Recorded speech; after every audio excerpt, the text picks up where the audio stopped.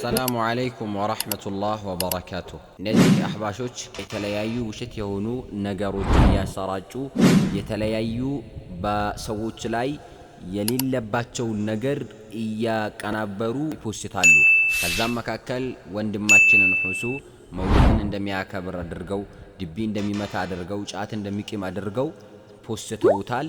ይህ ማጭበርበር ነው። የአላህ መልእክተኛ ዓለይሂ ሰላቱ ወሰላም እንዲህ ይላሉ፣ መን ገሸና ፈለይሰ ሚና፣ እኛን ያጭበረበረን ያታለለን ከኛ አይደለም ይላል። እነዚህ ሰዎች ግን እንደዚህ አይነትን ማጭበርበር የነሱን እምነት ዓቂዳ ልሹ የሆነ እምነታቸውን በዚህ መልኩ ለማስተላለፍ ለማስተማር ይሞክራሉ።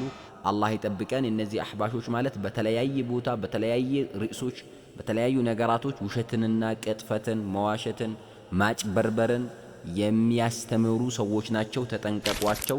ይህ በወንድማችን ሁሱ ያለ ነገር አይደለም። አላህን እንፍራ። እንደዚህ አይነት ማጭበርበር አይቻልም። ሰላሙ አለይኩም ወራህመቱላሂ ወበረካቱ።